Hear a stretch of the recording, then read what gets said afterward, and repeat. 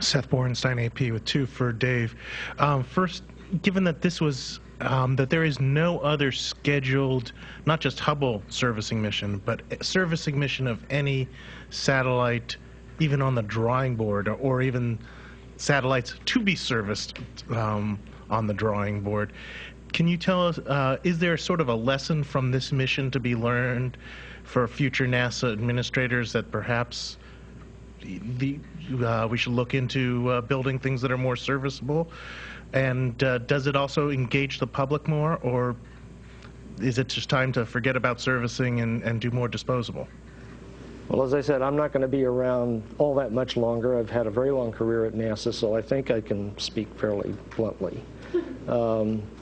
I think the ability of spacesuited human beings, 7 of them, flying in a spaceship carrying a very, very heavy cargo, 20,000, 30,000 pounds, to low Earth orbit, to then be able to go out in spacesuits and perform the extraordinarily intricate operations that we see and do it successfully. I think that is one of the most remarkable achievements that NASA has ever done. And I won't get into arguments with people about their own favorite parts of what NASA has done, but I think that is just one of the most valuable things NASA has learned how to do. And it just makes me want to cry to think that this is the end of it. There is no person out there, there is no leadership out there, there's no vision out there to pick up the baton that we're about to hand off and carry it forward. And I think that's just a shame, to abandon one of the most impressive, refined, sophisticated capabilities that this agency as a whole, human side and robotic side, has achieved. And I know there are people out there who want to resurface Hubble and all that. That's a very controversial topic, and I'm not talking about that in particular. I'm talking about the long-term loss of hard-won capability and costly capability.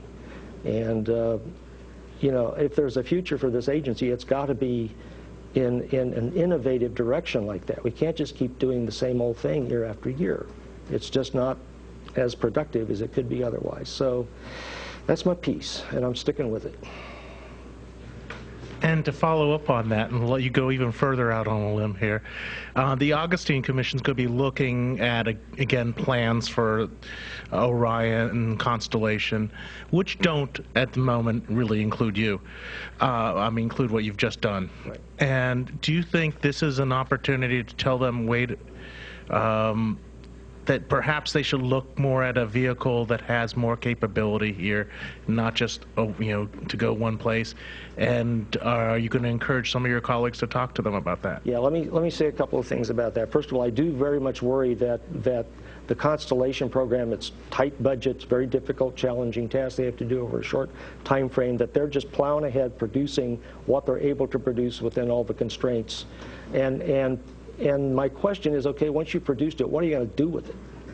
And this is a way to keep human spaceflight alive, but what are the people going to be doing? Except going back and forth to the space station, which is a wonderful thing to do. And I hope the space station becomes extraordinarily scientifically productive. But it is not today.